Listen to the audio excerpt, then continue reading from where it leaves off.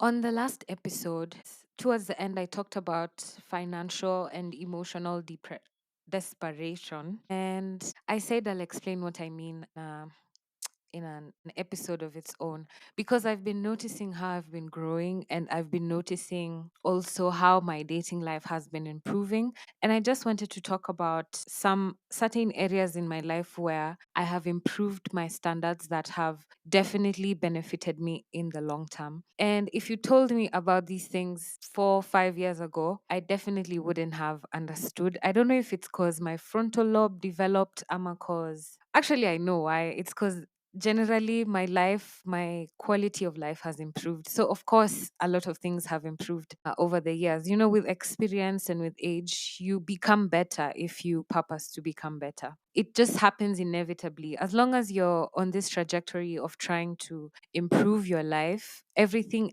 else is touched. I always say it's like a domino effect. Before I dive into the topic, I just wanted to shout out everyone who watches me on TV every Tuesday on Citizen TV at 8 a.m.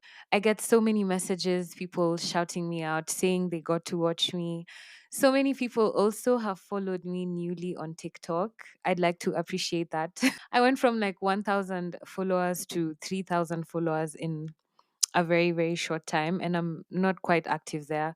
So that shows me that my work inafikia watu. People are discovering me just even from the DMs I get on Instagram and Twitter. And I've been seeing the feedback. That makes me so, so happy. For the past week, I have been trying to rest on this marathon where I've been working consistently and very, very, I've really been disciplined, I feel like. So it has been paying off, yes, but because I'm a loner and I do most of the stuff I have to get done on my own, it can get quite exhausting. And I go through periods of times where I just need to sit and do nothing and rest and sleep. And then today I put up those posts, those questions on Instagram for you can ask me anything. And a friend of mine online asked me, "How are you?" I really love that question because most times when we're asked, "How are you?" we don't really answer it truthfully, especially kama ni small talk. You meet someone, niaje, niaje, po, uko poa, niko fiti, wazi, wazi. But I'm someone who's always trying to be super intentional with everything I do, including answering such questions. And it made me have to sit back and actually think, how am I feeling?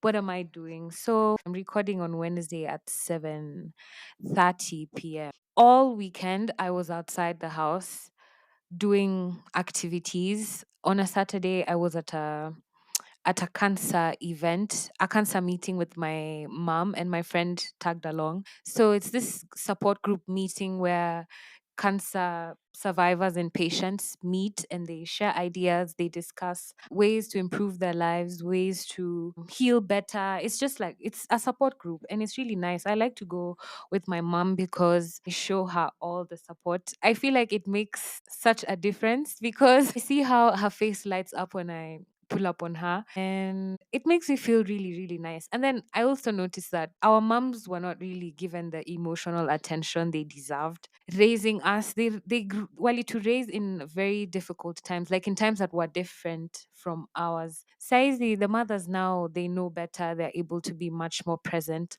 but our moms, they were raised by angry parents, most of their generation. So they ended up becoming angry people. It's tough for them to even connect emotionally. So I try my best to always make sure that I'm available for my mom. I'm there for her. I see how excited she gets when she sees me or when she has to introduce me as her kid. It makes her so happy, which also brought me to the realization that I have trouble with introducing myself. When people ask me this question for what do you do, I normally have a very difficult time answering it because I know they mean the question like professionally, like what do I do to make money or what. I guess that's what like 80% are trying to figure out. But in my mind, how that question is processed is like, how do you go by life? What do you do in life? And I do so many things.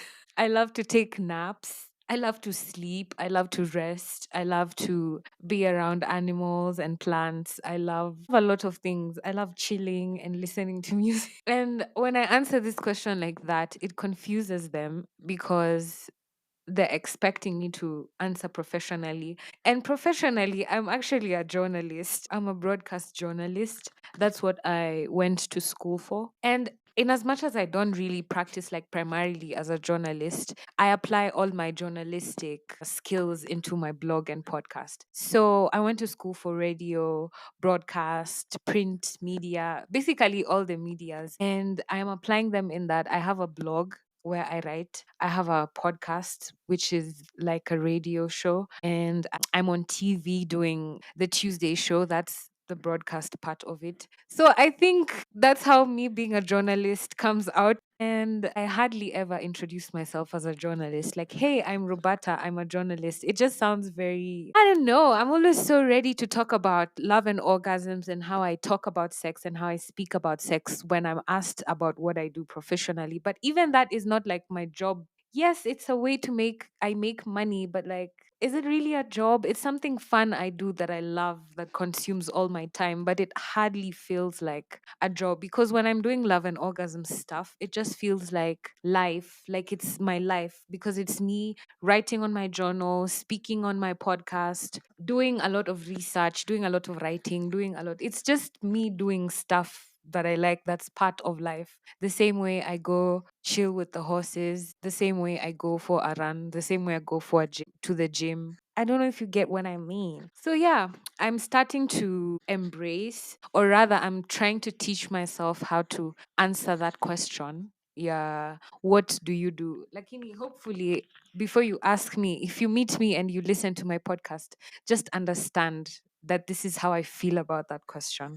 Hiya. So, has anything else new that in my life been happening? I think, like I always say, my life is pretty chill. I hardly have, oh my God, the best thing. How could I not have begun with this news? So, my elder brother had a baby this over the weekend with his beautiful wife. And that's by far, that's the most amazing thing that's happened to me in a very long time. I think the baby looks just like me, but I haven't said that yet. I don't know if that might come off as offensive or invasive, but I really think the girl looks like me. She's so beautiful. She's the most beautiful baby I've ever seen. And I'm yet to see her. I'm planning to go and see her within the week, but I'm very, very excited and I'm very, very happy.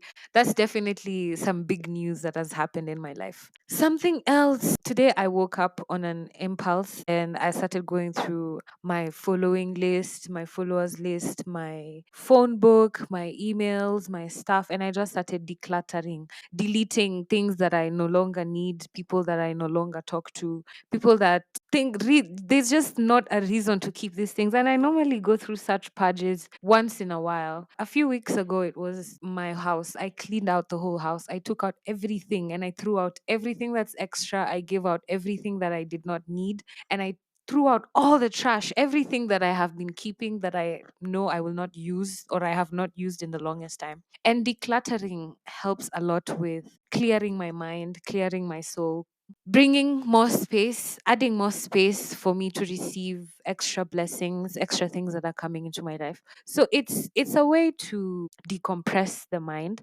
and it feels good. Other than that, I feel like my life is good. I really, really am enjoying life. I love everything as it is. Love being able to rest when I need to, being able to relax when I need to, and also how disciplined I have been with myself and my life. I'd say me being who I am right now is really good for myself because I'm thoroughly enjoying how I take care of myself and how I love myself and how I choose myself consistently. I'm definitely reaping the fruits of every good decision I have made in the past. And so I want to talk to you guys about all the work I have done for myself financially and emotionally to remove desperation and anxieties from my life, especially in my dating life. Have a listen.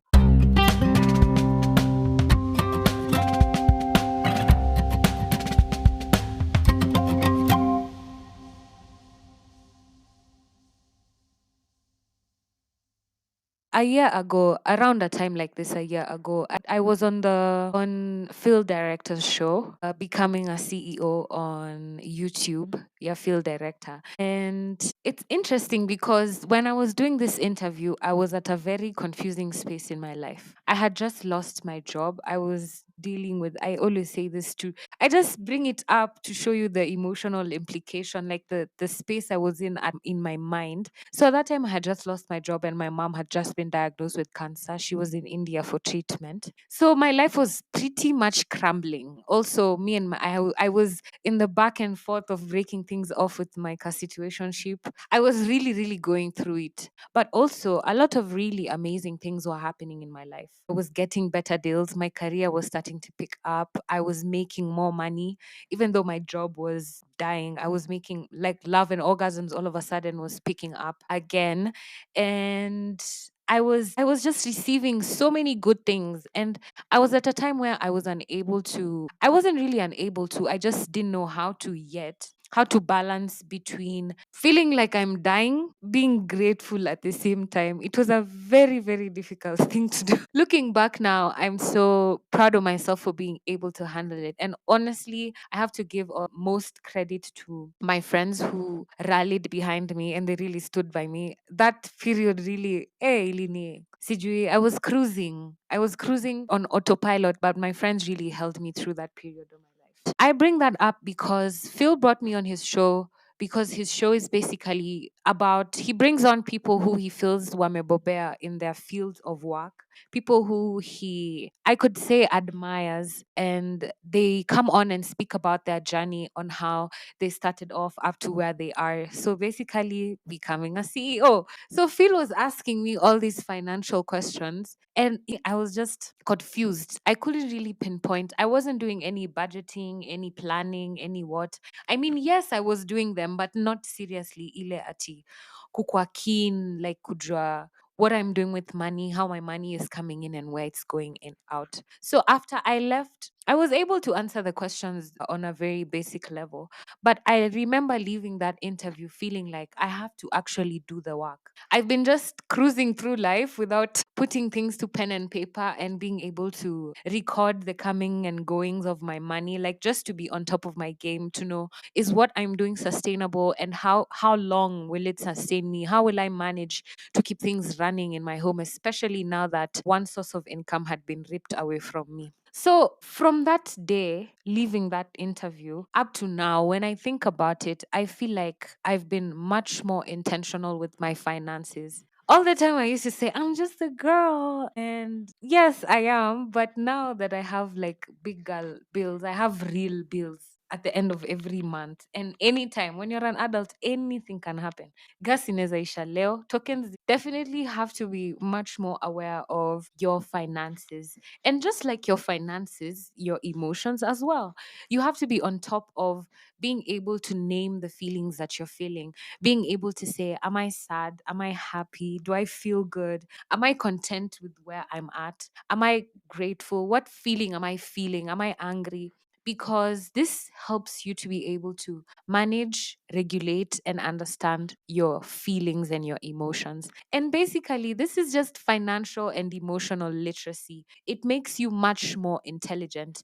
Most of us cruise through life without thinking that these things are important life skills. But I promise you, you'd rather know and get better at the game than be ignorant and just cruise through life. And listen, any way you choose, remember, I'm not here to tell you what you do to do. So remember, you can do what you want. You can definitely do what you want and live life how you please. But I'm just sharing that I'm finding the quality of my life improving the more I decide to be intentional with things. And this means also intentionality in my money, in my emotions, in my relationships, and especially in my sexual life. Okay, my sexual life is non existent, but like, you know what I mean? I'm talking about my relationship with me and my toys. Hiya. I'll start with the financial part. So, growing up, when I can say, let me say, when I was around 19, was when I started dating much more consciously. I think I was in uni. At that age, you tend to date around your age group, around your age gap, the people who are closer to you in age. I guess, I think. Okay, during my times, those are the boys we had access to. And I could tell even from my younger age that I was kind of more financially stable than my counterparts from the other gender. And it's not at it because I was rich and I was from a rich family. It's just because I had better money management. Most times we'd even go for trips, we'd go for things like the girls always had money and they always had money saved, but the boys were a bit more reckless with their money management. I'm not saying it's a gender thing. Just hear me out. I'm just telling my story. So, nobody at home ever taught me about financial literacy. Nobody ever told me about money. Nobody ever explained how to make money or how money acts or what it's about. And I've had to figure these things out on my own as I went. So, dating these men that were always less than me, like even the rich boys, even the cool kids, they always had issues with money. I don't know why. I think it's a financial literacy thing. Nobody was really talking to us about money. Especially in the African home, this is not an easy discussion. You hear about money when it's inheritance discussions, but nobody really tells you, this is what to do when you get money, blah blah blah. You just figure it out along the way as you go. You make your own mistakes and you fail as you go. So when I was in some relationship, I think I was 19 or 20 years old, up or 2021. I dated this guy, and this guy definitely put me on. So we were working. He brought me on, to whatever the things he used to do. And we used to work for the same organizations. And I think at that time was when actually I made my first almost mealy. It was almost a mealy. And I was like 20, 21 years old. That was a lot of money those times. That's like 8 years ago. Hiyo ni kitambo. Okay, si kitambo sana, but it was a big deal. So this guy, he definitely elevated me in some ways because hanging around him also just made me much more vocal, much more confident, such a go-getter. Like he taught me to go for the things that I wanted and to do the things I wanted. So venye niliona, do inaweza come. Hiyo do tuliblow, tukaimaliza ikaisha, nikabaki zero kabisa. Actually, by the time the relationship was ending, I was bankrupt. I had 000 in my account. I ended up even closing that bank account because nearly decided to, there's no need to continue. Let me just open a new bank account and start over afresh. And not only did the end of the relationship leave me bankrupt, it also left me very emotionally drained. And I ended up writing an article, I think it's still on about it. It's called Broke Boys Don't Deserve No Pussy, where I explain more what I mean about the correlation between finances and love. And you see, before then, before Izo Siku, I could never make the direct correlation between money and love, especially between different genders. You see, I'm a very, very independent woman. And when you're independent, you tend to show up as dominant. And this really, really intimidates weak men. They will never know how soft I am and how almost naive I am because I grew up very sheltered and then I'm very introverted. But because learning how to manage my finances has made me much more assertive and has given me so much more conviction in the things I do. It's helped me be able to trust my intuition, and you just gain a lot of experience with age. So already bums don't stand a chance. Like they can never be attracted to a girl like me. They can see me and like me, but they already know Apo sitatoboa. And when I was dating these guys now these are those days, when I was dating these guys that were not as financially stable as I was very, very desperate. I was always used to dating these guys who were not as financially stable as I was. And I used to be Barbara the builder. I would give him fare. I would buy food. I would pay for everything. I would give him things. I would fuel. I had a car that, okay, it was my dad's car, but my parents let me use the car easy. So Mimi, imagine when I was that age, I was able to fuel the car, do my things, go anywhere I want. But the guys I was dating who are my age, they were not on that level, Kabsa. For me to get someone who was understanding me, I had to start dating older guys. And disclaimer, I always have to say this disclaimer. Listen, I know when I'm 21, dating a 30-year-old was weird, but hear me out. What was I gonna do with like kids who didn't. Okay, at the time I thought I was mature.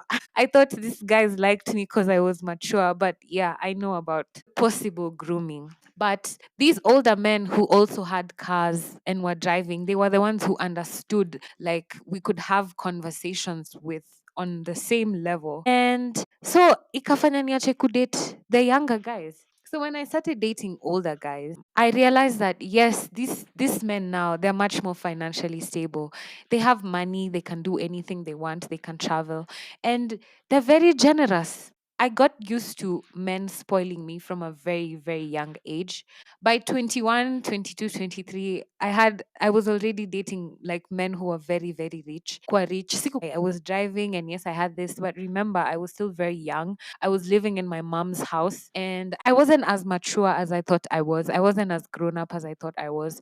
But then there's this lifestyle these people introduced me to, like, of course my parents couldn't afford this, but now I'm dating a man who takes me on vacations away, fuels my car, pays for the detailing, pays for everything I need, takes care of me, gives me money every week, takes me on dates multiple times a week. We were always doing fun stuff. He was always giving me money. He was always spoiling me, flowers, gifts, jewelry, clothes, shoes. La, la, la, la. When you're dating such a man, it's really hard when you guys break up because this guy basically can control you. If you don't do what he wants, he's going to take away the privilege that he's accorded you. At that time, I didn't know that that was financial abuse. I just thought, ka tumekosana ni normal usinipe pesa, like sini sawa. Lakini mtu anakuzoesha life flani and then akifeel sa zile unamuuliza maswali. Like when I caught this guy cheating and I asked him about it, we had a fight and the favors started reducing. And I started wondering, that time you start getting scared because there's a direct correlation between you having no money and this man controlling all your moves. If he says you're not going out, you're not going out because he gives you the money to go out. If he says you're not wearing those clothes, you're not wearing those clothes because he buys the clothes. When he says he doesn't want you to do this and he finds you doing it, it's beef. So sikukuwa na realize I was being like conditioned not to ask questions in the relationship and I was being financially and emotionally abused. I just thought it was a normal reaction from someone, you know? And this would go on until I ended up breaking up with that guy because, of course, I found a richer boyfriend. I started dating someone who had more money than me. And these allowances grew even bigger. This guy, anyway, dating rich men when you don't have money is very crazy. You also realize that these men, they really don't invest in your goals and in your dreams if you're not an intentional person. If you're just these girls for happy fun drinks nini, they just treat you like that unless you become very aware of the things you require and you have higher standards than that, then they just treat you like that. So I started dating a guy who was richer than him, and I also wrote about this story. I'll link every story in the description box that I talk about. And this guy now, the abuse was even worse because there's a time we went on vacation. I mean, afadhali by this time I was saving, I had money, but because he used to give me a lot of money, so I was a really smart girl, I had been saving. But this man, we went on vacation and he wanted to have unprotected sex with me and I refused kabisa. This time I was like 23 years old. I refused kabisa kabisa kabisa. And he was a very, very wealthy guy. Hey, sijui nipeane details further ama hiyo itanichomea. But he's a high profile guy. And this guy also walked around with a gun. So that day I was very, very scared. He put it on the dresser in the hotel room. And yes, we would do stuff. And I didn't feel like I was in love with him. It's just, he was doing all these things for me and he was treating me really well. So I kind of felt compelled to always go back. Alafu pesa ya rahisi. And this is all because I was not used to money. Sikukuwa najua pesa vizuri. Vitu kaa hizi zote zilikuwa zinani. Pesa mingi ikikuja haraka inakushock kama hujazoea pesa. Hiya, so this guy intimidated me and he forced me into having sex with him. I refused. I refused to accept. And what he did was he took off. He left me in the hotel room in a completely different city. But good thing is, I had my own money. I just booked my flight and I came back home and I deleted his number and I blocked him. He tried to apologize years later, but honestly, for him to do that to me, and he was like 33 years old, I was like 23 years old, really?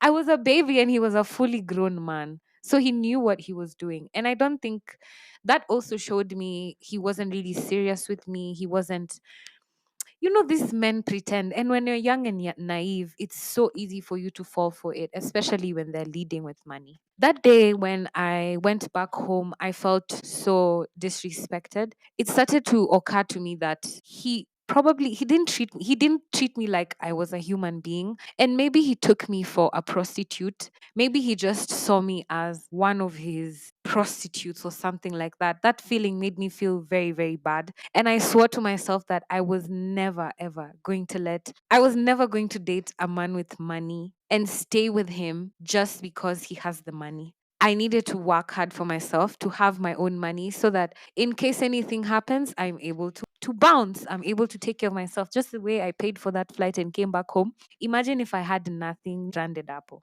And now, years later, now that I can afford things I need, like if I need food, if I need saizi mtu hawezi nikatia na chakula ati nikikula chakula yako lazima nilale na wewe. I'll just refund you. Mtu hawezi nikatia na maua. I can buy my own flowers. I can buy my own flowers.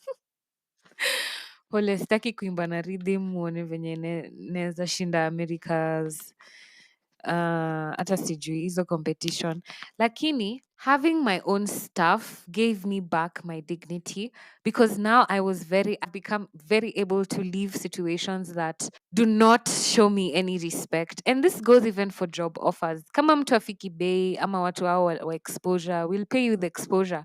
When they hit me up, I'm able to say no. There was a time when I didn't have the confidence to. There was a time I was not able to, but it reaches a point in life where you have to know your worth and you have to understand that you deserve to be compensated for your time, your feelings, your importance, you space. You're supposed to be recognized and acknowledged. And when someone takes you for granted, especially kukonesha madharau, you're supposed to be able to just walk the fuck out. Leave them alone. Wacha weka. Having my own money has made me able to make better decisions. And I see people call it fuck you money. I call it buy a home money, because I've seen my mom rebuild over and over. My mom, I talked about this also in the last episode. We've been auctioned like thrice when we were when my mom was in her 30s, when she was in her 40s, when she was in her 50s. Bro, like I've seen my mom start over from nothing, like a phoenix from the ashes. I've seen her start over so many times. So I'm not really afraid to walk away from nothing. I'm not afraid to walk away from someone who thinks they can hold me back because of financials or material stuff. I'm just going to walk away because I know it's so possible to buy new stuff to improve my life financially. I've also been there so many times. I've lost money, I've made money. I know money comes and goes. It's just an energy. You have to vibe on the same frequency with the money. You have to treat money like you like it being around you, like you enjoy money. You have to speak well of money. Let money go so that it can come back. Like there's no control. It's just an energy thing. And once I started to learn how to be in tune with my finances, I just make better decisions. No one can wave money in my face and say, I'm going to do this, I'm going to take this away from you. Ndakuachanisha tu hapo juu. Saizi mi niko sawa na mi na feel sawa. So my mom taught me this because she's the one who's shown me that it's possible to start over so many times. And these days, it is true that I only date rich men. But even these rich men, sometimes they think that that's the only thing that they require to be able to be around me. And when they realize that I require more, they get so shocked because I'm not afraid to walk away from nonsense. I'm not afraid to walk away from when you don't have a great personality, when you're not a kind person, when you're not considerate or empathetic. I'll just leave you alone. And this is also part of me being able to build a very secure attachment style, because I already know what I want and I know what it looks like. I'm not living in confusion where exactly nataka. Those days, Kitambo, when I was broke and when I was very disorganized and anxious, even with my attachment styles, I find that I always wanted validation and I always required to be loved. This would leave me in situations where I was always begging people to stay. And I was always also stuck in relationships because I was scared, like, how will I pay for that, Akiniacha? I'm at this circle of friends, they have great networks. How will I survive if I leave them? But taking that leap and going on my own and doing my own stuff has taught me, Kumbe, I can just make my own connections. Kumbe, I can just make my own money. I didn't really have to be stuck anywhere. And in the moment, I understand it feels very scary. But once you make that leap, and especially as a woman, and you make the firm decision that, yo, I want to take charge of my life, I want to have my own stuff, not depending on anyone who can take it away as they please, then it just gives you so much more power. And the more you uphold your standards, it kind of gets lonelier, but it also gets you a higher quality of interactions and experiences. Everyone I'm around nowadays is just people I really look up to, people who inspire me in so many ways. And they teach me so many things. And this is the direct consequence of overall improving my life, including financially and emotionally. You see, because now I'm secure in my attachments to people, I'm able to enjoy very emotional relationships. I'm able to enjoy the intimacy of relationships, whether romantic or platonic. I'm able to attract people who are on my level. And so, hakuna desperation. Neza tuma, I love you, and I will not feel scared because everyone I'm friends with is on that same vibe. They're on that same frequency. The people I date, the lovers I have, they're very romantic, very present, very consistent. So it's a good feeling. It's actually a great feeling. It's just hakuna desperation anymore. No more relationships where I have to beg for attention and affection and love and everything, or beg for money, beg for gifts, beg for I can do it for myself. Anyone else who comes into my life is just an addition. It's just extra. It's not something that will take away anything from me. I'm complete on my own as myself. And you also have to realize that people can sense the desperation. Anytime you're desperate for something or you're very anxious, people can sense it. And that's why you have to make sure you work towards being self sufficient. And hear me out, being self sufficient and independent doesn't mean that you don't need people or you don't need help or you don't want money and love from people. It just means that you're able to be secure in yourself. Everything else people bring into your life is extra. If there's a guy who likes you, well and good, that's just extra. You already like yourself, but if they like you, that's good. If they don't like you, okay, doesn't take anything away from you, doesn't throw you into this spiral of you being so desperate for them that you forget to like yourself and to treat yourself really, really well. I have a friend who likes to joke about, I know it's not a joke. I know it's her way of calling me into recollection, into wake up before you fuck up. And she likes to tell me that mimi neza danganywa virahisi na romance. And it's true, kind of is true because I'm such a sucker for romantic lovers and romantic friends. And I feel like sometimes love bombing makes sense to me because, yeah, I do believe it's normal to treat me in a very grand way. But the difference is because of my awareness, the moment the honeymoon phase is stripped away from me, or someone is withholding love, or someone is withholding affection, or someone is withholding even money, in terms of generosity, I just start to notice this person is not ready to love. Even, yeah, you might lie to me, you might catch me with your romantic gestures, but people can't pretend for too long. And also, for people to catch my attention, most times they have to go above and beyond because I can do it for myself. Like I said, autanikatia na chips, autanikatia na chicken, autanikatia na vacation, autanikatia na plane ticket ama sijui nini. Those are things I can buy for myself.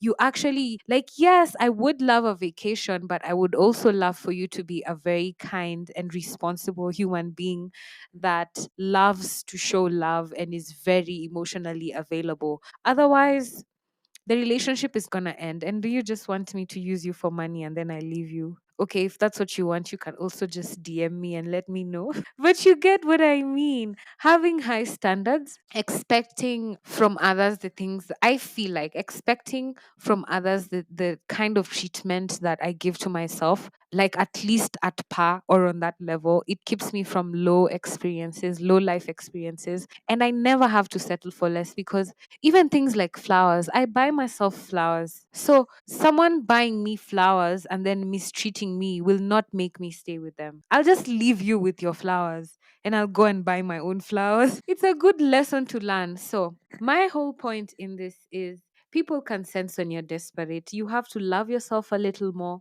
You have to be very intentional with the way you treat yourself because this helps you become able to kujitoa kwa situations zenye they're not good for you anymore. Do not be financially desperate. Do not chase people because of what they can do for you financially. And hear me out. I do believe in the sprinkle sprinkle lady. I'm not going against anything she says. I'm just saying the whole point of this whole thing is to have your own money. It's not to enter relationships because uko na njaa. Find a way to feed yourself and take care of yourself so that people don't abuse you for the little stuff that they can do for you. And when the abuse starts, you should be able to leave and leave them alone for good because you already know you deserve better and you want better. And this goes for all sorts of relationships. Don't let anyone have the upper hand of being able to say, kwanza hakuna kitu unibo kama I did this for you. That thing really traumatizes me because I grew up hearing it a lot. So I became the kind of person who does things for myself so that no one ever has the